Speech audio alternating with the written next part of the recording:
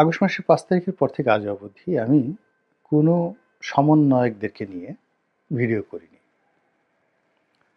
এমনকি যারা উপদেষ্টা হিসেবে আছেন এই সরকারের কর্তা ব্যক্তি, তাদেরকে নিয়েও নেতিবাচক কোনো কথা বলিনি। বরং উৎসাহব্যঞ্জক কথাবার্তা বলার চেষ্টা করেছি। ডক্টর মোহাম্মদ ইউনূসকে নিয়ে সমালোচনা করেছি, করে যাচ্ছি। এর কারণ হলো তিনি সেই সমালোচনাগুলো গ্রহণ করার মতো তার যোগ্যতা রয়েছে এবং তার সঙ্গে আমার যে ব্যক্তিগত সম্পর্কটা ছিল এবং আছে, এই সম্পর্কের ভিত্তিতে আমি অনেক কথা তাকে বলতে পারি। I could own him. তার জন্য আমার স্যাক্রিফাইস আছে। তার জন্য আমি অনেক কিছু করেছি।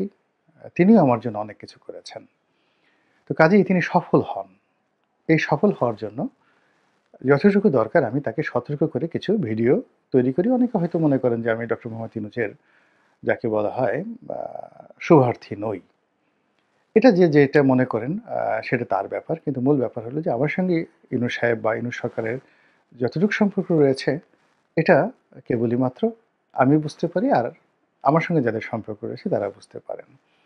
একইভাবে সমন্বয়ক যারা রয়েছেন তাদেরকে নিয়ে আমি আসলে আজ পর্যন্ত একটা ভিডিও করিনি, কোনো নেতিবাচক কথা বলিনি এবং বলব না। দ্বিতীয়ত এদের কারোর সঙ্গে আমার কোনো পরিচয় ছিল না, এখনো নাই, কথাবার্তাও সামনাসামনি হয়নি। একদিন কেবলমাত্র হাসনাত আব্দুল্লাহ আর আরেকজন ভদ্রমহিলা আছেন, একটা মেয়ে আছেন, তো উমামা। তো এই দুজনের সঙ্গে আমার দেখা হলো। দেখা হওয়ার পরে সেই চ্যানেল আই অফিসে হাসনাত আব্দুল্লাহ সালাম দিলেন, সালাম নিলাম ওই পর্যন্ত। কেমন আছো তুমি? ভালো। আর উমামা যে মেয়েটি আছেন উনি আমার সঙ্গে একটা ছবি তুললেন। উনি আসলে তুলেননি। ওখানে যারা ছিলেন তারা অনেকে আমার সঙ্গে ছবি তুললেন। উমামাকে বললেন যে আপনিও আসেন।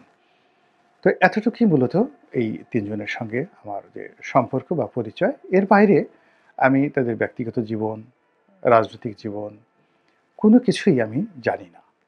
কিন্তু তারা যখন ডিবি অফিসে ছিলেন, নির্যাতিত হয়েছেন, তখন বাংলাদেশের হাজারো মানুষের মতো আমিও তাদের পক্ষে দাঁড়িয়েছি, তাদের পক্ষে কথা বলেছি এবং আমার অবস্থান থেকে জুলাই মাসে তাদের পক্ষে কথা বলা মানে ডিবি অফিসে যারা আটক ছিলেন তাদের পক্ষে ভিডিও করা ওই মুহূর্তে কতটা ঝুঁকিপূর্ণ ছিল এটি এখন কেউ কল্পনা করতে পারবে না। এখন স্বাধীন বাংলাদেশে সবাই যে যার মতো করে সেনাবাহিনী প্রধানকে গালাগাল দিচ্ছেন, আইজি সাহেবের বাপমা তুলে গালাগাল দিচ্ছেন। কিন্তু জুলাই আগস্টের সময়টিতে সেনাপ্রধান আইজি সাহেব তো দূরের কথা, ডিবি হারুনের যে গাড়ির ড্রাইভার তিনি যদি অনেক বড় মানুষকে বলতেন যে তুমি কান ধরে উঠে বসো প্রকাশ্য রাজপথে, সেই ডিবি হারুনের যে ড্রাইভারের হুকুম তামিল না করে বাপের বেটার মতো সেই হারুনের ড্রাইভারের গালের উপর ঠাস করে দুটো চড় বসিয়ে দেওয়ার মতো ক্ষমতা এই বাংলাদেশের কয়জনের ছিল আপনারা খুব ভালো করে জানেন।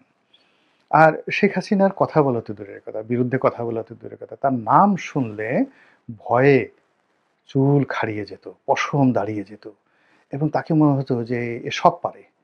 এ মানে যাকে বলে আমি যখন ঘুমিয়ে থাকি কি চিন্তা করি এটাও শেখ হাসিনা বুঝতে পারে। এবং সবাই ডান্ডা বেড়ির কথা চিন্তা করতো, সবাই চিন্তা করতো যে আমাকে কখন গুম করে ফেলা হবে, কখন মেরে ফেলা হবে। এবং এই ভয়ে দেখা গেল শেখ হাসিনার পাত্র মিত্রকে বহু উপহার দিয়ে অনেক নেতা এই রাজনীতিতে টিকেছিলেন। এমনকি জেলখানাতে নেওয়ার পরে অনেক জাতীয় নেতা তাদেরকে যেন মারধর করানো হয়, ডান্ডা বেড়ি পরানো না হয়, এই জন্য অনেক সেই পুলিশ কর্তা থেকে শুরু করে শেখ হাসিনার কাছের যারা লোকজন ছিলেন তাদেরকে এমনি যাকে বলা হয় বিভিন্ন উপহার দিতেন। এবং আমি নাম বলব না, কিন্তু বাংলাদেশের খুব বড় একজন জাতীয় নেতা। তো যখন বেনজিরের সহকারী হিসেবে এক টাউটের নাম আসলো পত্রপত্রিকাতে, বেনজিরের ক্যাশিয়ার ছিল। তো সেই লোক বলল যে কি আশ্চর্য রনি ভাই, এ হারামজাদা তো একসময় আমার পিয়ন ছিল, বেনজিরের কাছে কে আরো মানে ক্যাশিয়ার হলো কি করে? আল্লাহ, সে তো মানে বেনজিরের কথা বলে আমার কাছ থেকে বেশ কয়েকবার টাকাও নিয়ে গেছে। তা আপনি বোঝার চেষ্টা করেন যে জুলাই আগস্ট মাসে কী ধরনের রাজনৈতিক পরিস্থিতি ছিল। তো সেই সময়টিতে এই সমন্বয়ক যারা আছেন আপনি তাদেরকে যতই তুচ্ছ করেন তাচ্ছিল্য করেন না কেন, তারা রুখে দাঁড়িয়েছিলেন।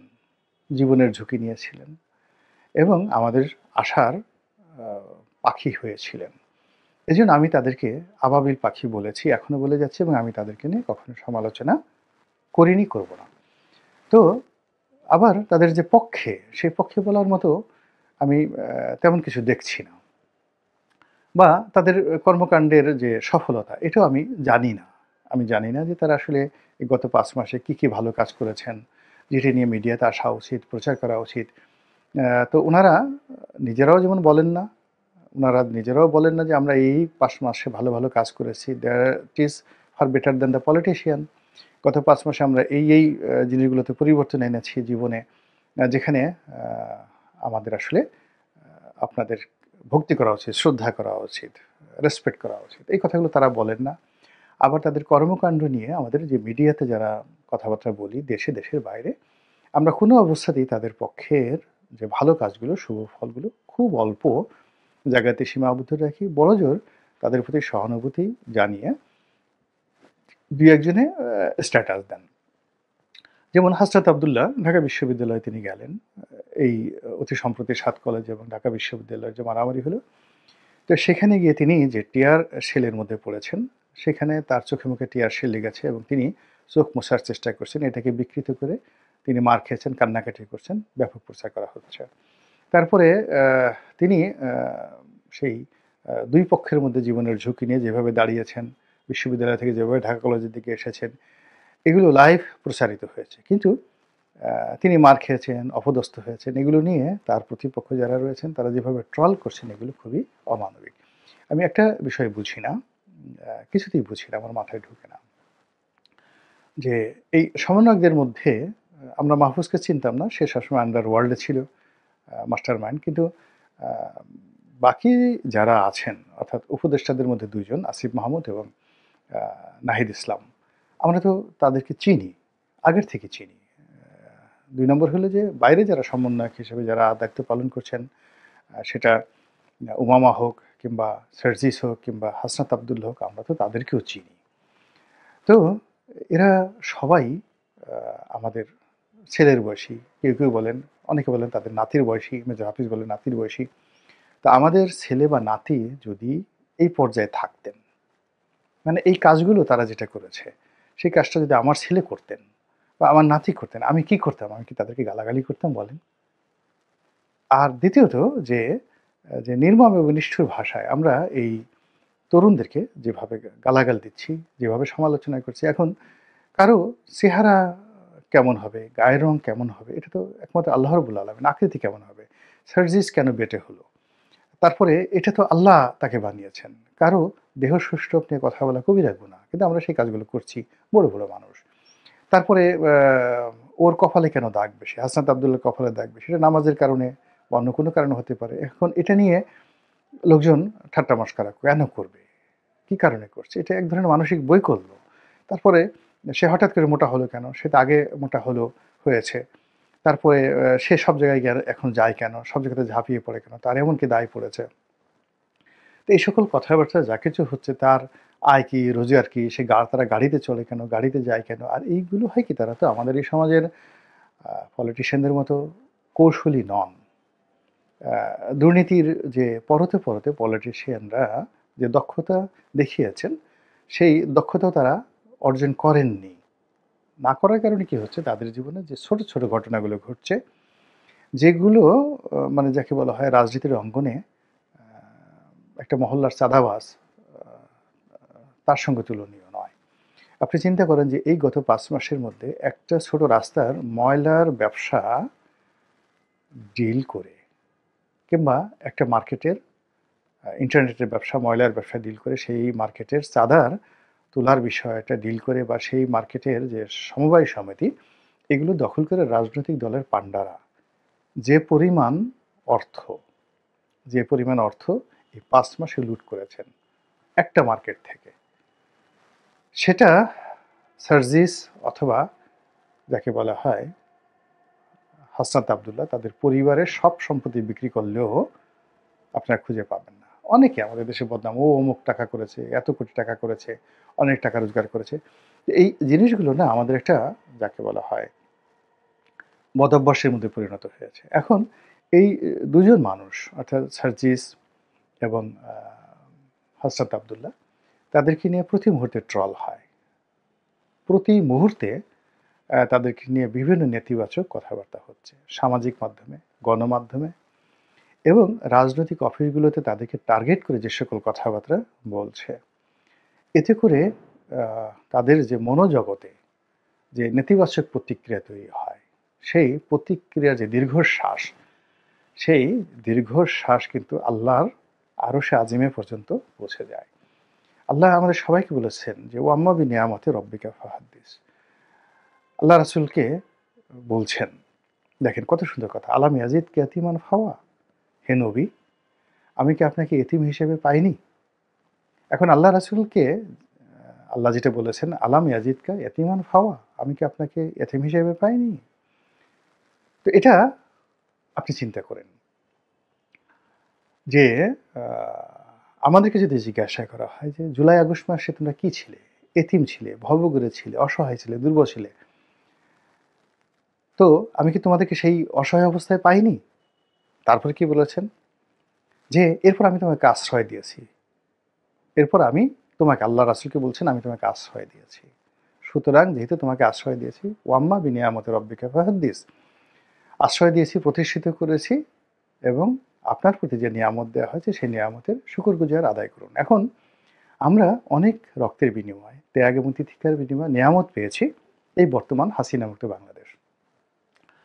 এখন সেই বাংলাদেশের নিয়ামতের উপলক্ষ কিন্তু এই সার্জিস এবং হাসনাত আবদুল্লাহর মতো শত শত যারা রয়েছে, যেহেতু তাদের নেতৃত্বের গুণাবলী বেশি, তাদের মধ্যে লিডারশিপ কোয়ালিটি রয়েছে, এই জন্য আমরা তাদেরকে দেখছি, কিন্তু তাদের পেছনে লক্ষ লক্ষ এরকম হাসনাত সার্জিস রয়েছে। আমরা যখন এই দুজনকে অপমান করছি, আলটিমেটলি আমাদের মধ্যে আনগ্রেটফুলনেস রয়ে গেছে এবং আল্লাহ রাব্বুল আলামিন অকৃতজ্ঞ জাতি এবং ব্যক্তিকে সবচেয়ে বেশি অপছন্দ করে। বনী ইসরাইল জাতিকে বারবার ধ্বংস করেছে আল্লাহ রাব্বুল আলামিন, শেষ করে দিয়েছে। তাদের মূল কারণ হলো তারা অকৃতজ্ঞ, তারা আল্লাহর কোনো নিয়ামতের শুকরগুজার করেনি। দ্বিতীয়ত তারা কি করেছে, বিপদে যখন পড়েছে তারা এমনভাবে কান্নাকাটি করেছে, আল্লাহ তাদেরকে যখন উদ্ধার করেছে, সাহায্য পাঠিয়েছে, এরপরে তারা এমন একটা ভাব দেখিয়েছে যে মনে হচ্ছে যে তাদের কোনো সময় কোনো বিপদ ছিলই না। এখন এই বাংলাদেশে আমাদের মনে হচ্ছে হাসনাত আবদুল্লাহ কী দরকার, হুইজি সার্জিস কেন লাফালাফি করবে, আমরা এত বড় তালুকদার, জমিদার, দফাদার, আমাদের এই আছে, অথচ আমরা সবাই গর্তের মধ্যে ইঁদুর হয়ে বসবাস করছিলাম ক্ষুধার্ত অভুক্ত অবস্থাতে জুলাই এবং আগস্ট পর্যন্ত। কাজেই আমরা এখন গলা উঁচু করছি, এদেরকে গালাগাল করছি, সব কিছু করছি। তাদের সম্পর্কে আমাদের অভিযোগ থাকতে পারে, লেটস টক, তাদের সাথে কথা বলা দরকার, তাদেরকে বকা দেওয়া যেতে পারে। কেন আমি কেন সার্জিসকে বকা দিতে পারবো না? আমি কেন হাসনাত আবদুল্লাহকে বকা দিতে পারবো না? কিন্তু সেটা তো হবে আমি আমার নাতিকে বা আমি আমার ছেলেকে যেভাবে বক্তব্য দিই। আমার ছেলে যদি রাগ করে, আমি কি তার রুমে যাই না?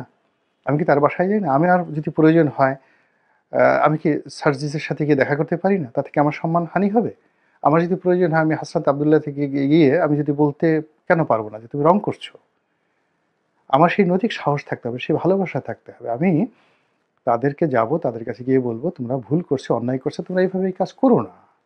এবং একান্তে, ওয়ান টু ওয়ান টেলিফোন করে বলতে পারি যে তুমি আসো, অথবা আমি তোমার বাসায় আসছি, তোমার অফিসে আসছি, বি আলোন, তোমার সাথে আমার কথা আছে। এখন এই কথা আমি যেমন বলতে পারি, সেইভাবে এই বাংলাদেশে যারা তাদেরকে অর্থাৎ নিজেদেরকে হাসনাত আবদুল্লাহ এবং সার্জিসের মুরব্বী মনে করেন, বড় মনে করেন, তারাও তো সমালোচনা না করে এদেরকে বলতে পারে যে তোমরা এই কাজগুলো করো না, বা তোমাদের কাছ থেকে আমরা এই জিনিসটি চাই।